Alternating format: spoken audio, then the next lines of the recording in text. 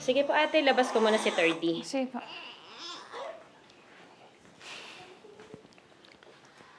Saan ka ba nanggaling? Iniwan mo si 30 kay Yaya Lita. Di ba dapat ako nagtatanong yun sa'yo? Maaga-aga, hindi ka naman nagpaalam. Pag sinabi ko ba sa'yong pupuntahan ko yung daddy ko, papayagan mo ako? Pumunta nga kay Tito Alfred. Eh sabi ni nanay, hindi ka naman daw nagawi doon eh. So doon ka nanggaling. Sinundan mo ko.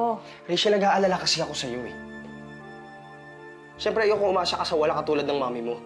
Hindi naman si Tito Alfred yung daddy mo eh. Jun, siya nga yung daddy ko eh. Nakausap ko siya kanina somewhere else and meron akong naramdaman na hindi ko ma-explain. Tama si Mami, siya nga yung daddy ko.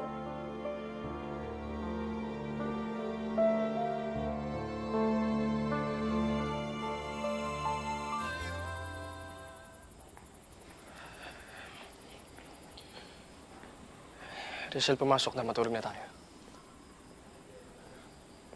Mauna ka na. Di pa ako inaantok. Si Tito Alfred, wala ba iniisip mo? Rachel, ayoko na magtalo tayo dito, please. Pero hindi kasi sapat yung sinasabi mong lukso ng dugo para sabihin siya yung totoo mong daddy.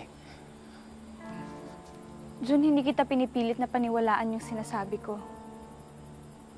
Pero sana wag mo rin akong pilitin na maniwala sa sinasabi mo. Naniniwala ako na si Tito Alfred yung daddy ko.